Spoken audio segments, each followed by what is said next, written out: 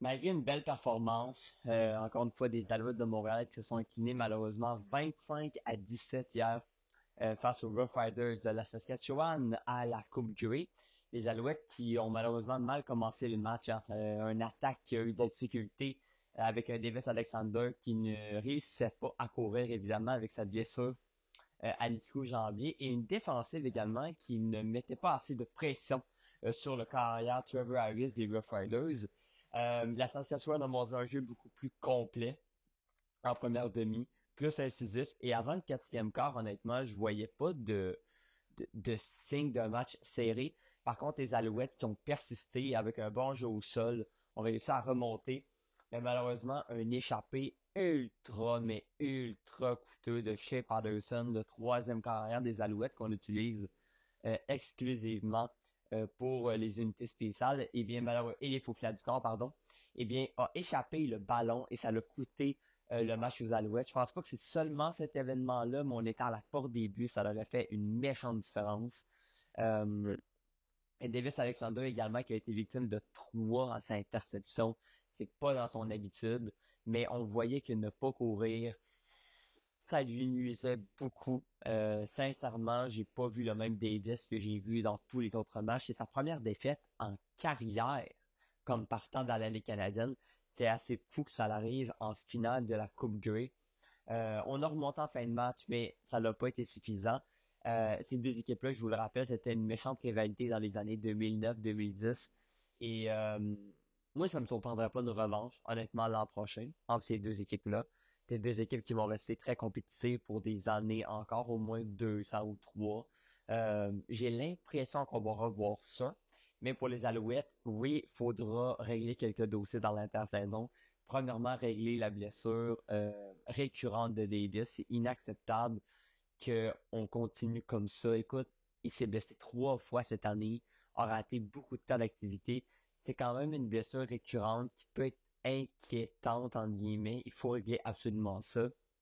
Peut-être aller chercher un peu plus de gars pour faire des sacs du corps. Peut-être aller chercher plus de profondeur. Mais il manque pas grand-chose, honnêtement, à cette équipe-là pour gagner une autre Coupe Grey. Mais clairement qu'en 2026, quelques petites améliorations devront être faites.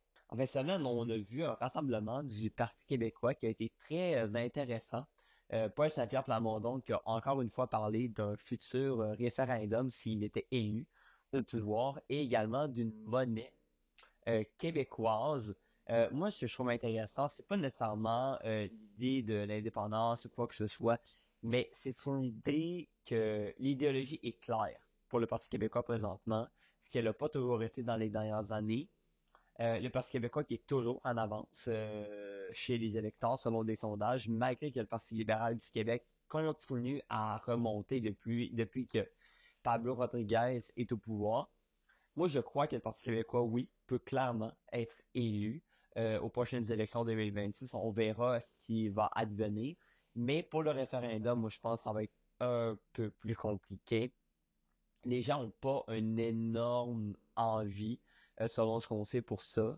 Et même si on essaie de convaincre, ça va être compliqué. Mais ce qui est drôle, c'est qu'actuellement, sur quatre partis vraiment officiels à l'Assemblée nationale au Québec, on a quand même deux partis qui veulent l'indépendance du Québec. Québec solidaire également est d'accord avec ça, même si c'est pas du tout la même ligne de pensée exacte du Parti québécois.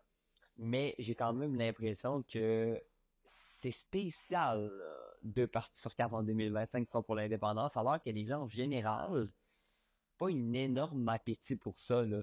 Et le Parti québécois, historiquement, c'était leur identité.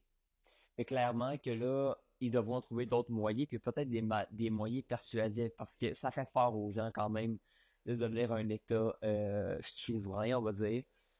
Moi, sincèrement, je donnerai pas encore là mon avis, mais j'ai l'impression que avec des bons arguments, peut-être qu'on pourrait avoir une faveur plus positive, parce que les jeunes, on a envie de changement au Québec, on a envie d'avoir des ambitions plus dans l'avenir mais en même temps, ça fait peur avec le conflit américain et ce qui se passe dans le monde. Donc, je pense qu'il y a juste un milieu à trouver, mais oui, parce que Québécois présentement a une ligne de pensée qui est claire une vision de l'avenir qui a jamais été plus forte qu'en ce moment. Alors oui, je pense qu'avec ce que j'ai vu en fin de semaine, le Parti québécois est peut-être le parti le plus fort présentement, le moins dissuadé dans leur assemblée, même à eux. Et je pense qu'ils vont être en mesure de capitaliser là-dessus parce que les autres partis, ils manquent peut-être un peu d'unité. Même à travers le Parti libéral, ça reste à créer cette chimie-là. J'ai l'impression que le Parti québécois va en prendre faveur et va remporter probablement les élections 2026. Mais évidemment, on est à un an. Donc, tout peut changer dans les différentes circonstances. Qu'est-ce qui va arriver en début d'année, hiver, été. Et ensuite, on va probablement avoir une idée beaucoup plus globale de ce qui s'en est.